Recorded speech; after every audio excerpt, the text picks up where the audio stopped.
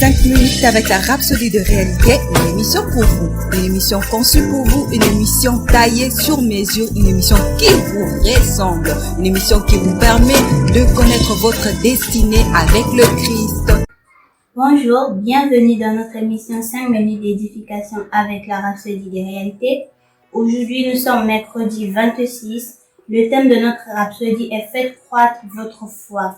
Le verset d'ouverture est tiré de 2 Thessaloniciens 1:3 qui dit « Nous devons à votre sujet, frères, rendre conditionnellement grâce à Dieu, comme cela est juste, parce que votre foi fait des grands progrès et que la charité de chacun de vous tous à l'égard des autres augmente de plus en plus. » Pasteur dans le commentaire dit « Il est de votre responsabilité d'augmenter la mesure de votre foi que Dieu vous a donnée.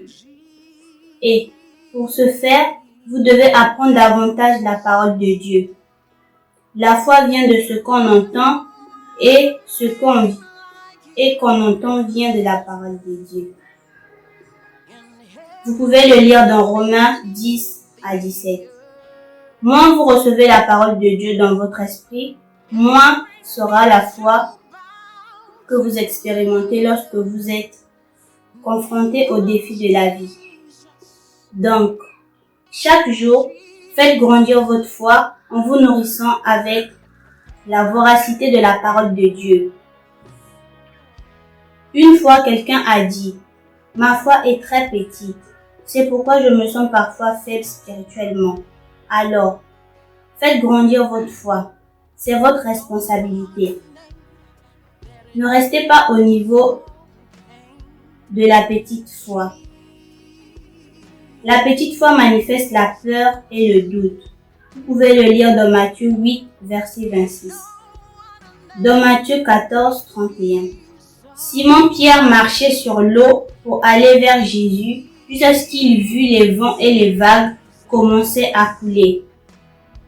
La Bible dit immédiatement. Jésus étendit la main, le saisit et lui dit « Homme de peu de foi, pourquoi as-tu douté ?» Vous pouvez le lire dans Matthieu 14, le verset 31. La petite foi est également charnelle ou cède au raisonnement charnel. Nous en voyons un exemple dans Matthieu 16, verset 6. Lorsque Jésus a dit à ses disciples « Prenez garde et manifestez-vous du levain des pharisiens et des sadducéens. » La Bible dit qu'ils ont raisonné entre eux en disant « C'est parce que nous n'avons pas pris de pain. » Vous pouvez le lire dans Matthieu 16, verset 7. Ils ne comprenaient pas parce que Jésus enseignait et pensait qu'il parlait des pains. Et en physique, Jésus ayant aperçu leur raisonnement charnel dit « Pourquoi raisonnez-vous en vous-même, gens de peu de foi, sur ce que vous n'avez pas pris de pain ?» Vous pouvez le lire dans Matthieu 16, verset 8. Lorsque celui qui a une petite foi ressent un malaise à l'estomac, il se précipite à dire « Je pense que c'est à cause de quelque chose que j'ai mangé ou de quelque chose que j'ai bu. » Pourtant Jésus a dit « S'ils boivent quelques breuvages mortels, il ne leur fera aucun mal. » Vous pouvez le lire dans Marc 16, verset 18.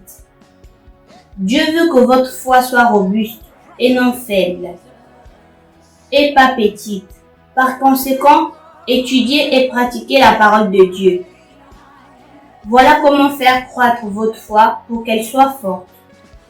Soyez comme ceux qui décrivent à Thessalonique dont la foi est considérablement développée, ainsi que du panthéon de la foi.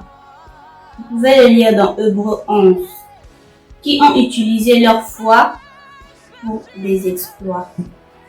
Alors, ce que nous pouvons retenir dans cette rhapsodie, pasteur parle de la foi. Nous devons avoir une grande foi et non douter de notre foi. Alors, pour avoir une ferme foi, nous devons beaucoup lire la parole de Dieu pour augmenter notre foi. Alors, nous allons prendre quelques secondes pour méditer sur cette rhapsodie. Nous allons prendre la confession. Merci de répéter après moi.